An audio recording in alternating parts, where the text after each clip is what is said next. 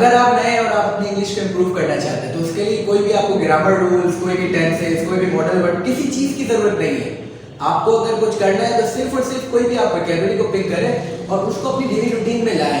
यानी कि मैं ये कहना चाह रहा हूँ कि अगर आप उर्दू में बात कर रहे हैं, भले ही आप बात उर्दू में कर रहे हैं, लेकिन कोई एक या दो वर्ड आपने अपनी वोकैबुलरी किसी पिक कर लिए और ये 2-3 वर्ड पढ़ना कौन सा मुश्किल है।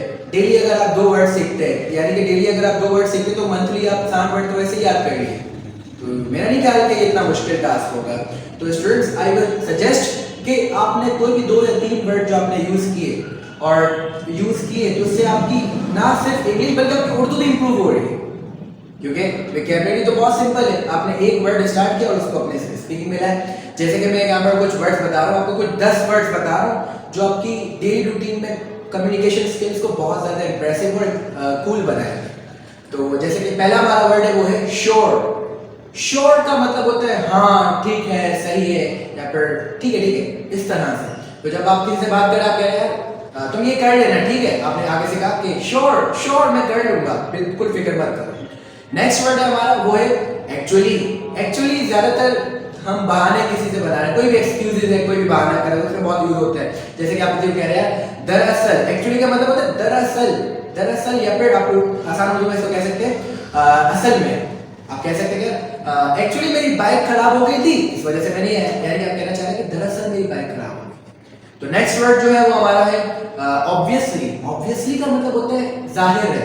कोई आपसे बात कर रहा है, ऑब्वियसली मैं आपको यही कहना चाह रहा था, लेकिन मैं बात उर्दू में कर रहा हूँ, लेकिन फिर भी कुछ इंग्लिश वोकैबुलरी को अपनी डेली रूटीन में ले आया, यानी कि इंग्लिश वर्ड को अपनी डेली रूटीन में ले आया।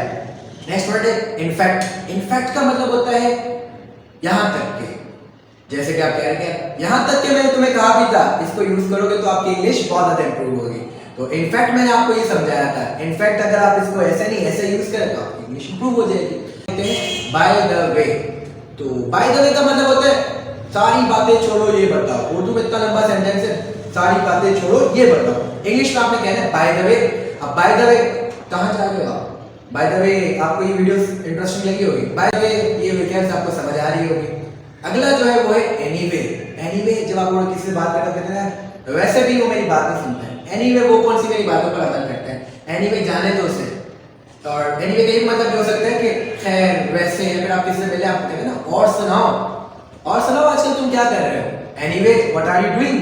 एनीवे कहाँ जा रहे हो तुम। एनीवे अगर आपको ये समझ आया तो लाइक जरूर कीजिए। आई थिंक आप बहुत ज्यादा देखोगे क्रिकेटर्स को, सेलिब्रिटीज को बहुत ज्यादा यूज करते हैं। जैसे कि आई थिंक आपको ये थोड़ा सा लॉन्ग लग रहा होगा, आई थिंक थोड़ा सा ये बोरिंग भी लग रहा होगा, आई थिंक वो मेरी बात समझ चुका होगा।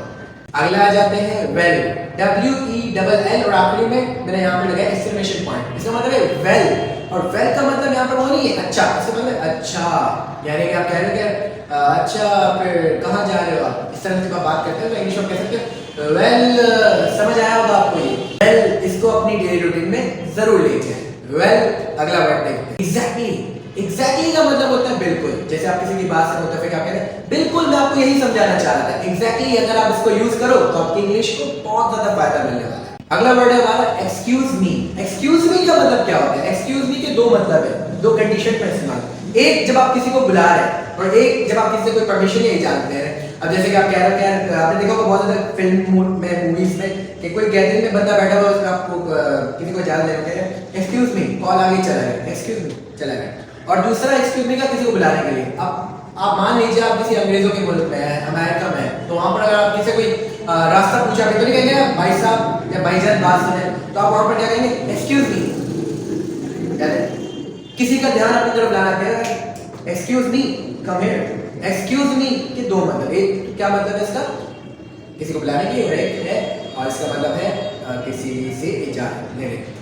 तो आई होप ये आपको दिस वोकैबुलरी जो है वो बहुत ज़्यादा यूजफुल लगी होगी। अगर आपको ये यूजफुल लगी तो इसको अपनी डेली रूटीन में यूज करें और ज़रूर बताइएगा कैसी लगी आपको ये वीडियो। तो विल मीट यू इंशाल्लाह इन नेक्स्ट वीडियो।